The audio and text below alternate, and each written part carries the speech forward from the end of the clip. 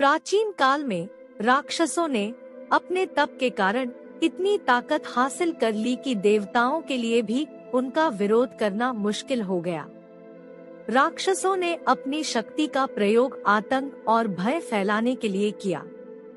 ऐसी ही एक घटना में रक्तबीज नामक राक्षस शामिल है। रक्तबीज का अंत मां काली के हाथों हुआ, लेकिन इस क्रम में मां काली का पैर गलती से भगवान शिव को छू गया। आइए जानते हैं। एक दिन रक्तबीज नामक राक्षस ने भगवान शिव को प्रसन्न किया और उनसे आशीर्वाद प्राप्त किया। रक्तबीज को वरदान मिला, जहां उसका खून बहता था वहां उसके जैसा राक्षस पैदा हो जाता था। रक्तबीज को अपने गुणों पर बहुत घमंड हो गया और वह अपनी क्षमताओं का दुरुपयोग करने लगा। अहंकार के नशे में चूर रक्तबीज ने देवताओं को युद्ध के लिए ललकारा।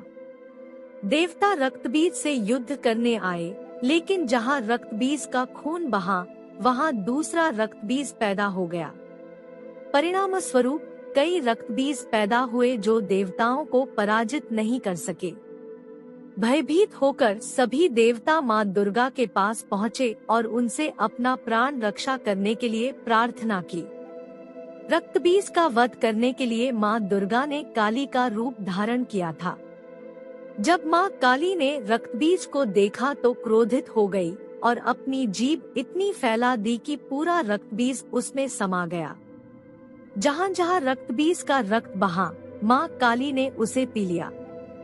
जब माता ने रक्तबीज को खा लिया तो वह इतनी क्रोधित हो गई कि उन्हें शांत करना मुश्किल हो गया।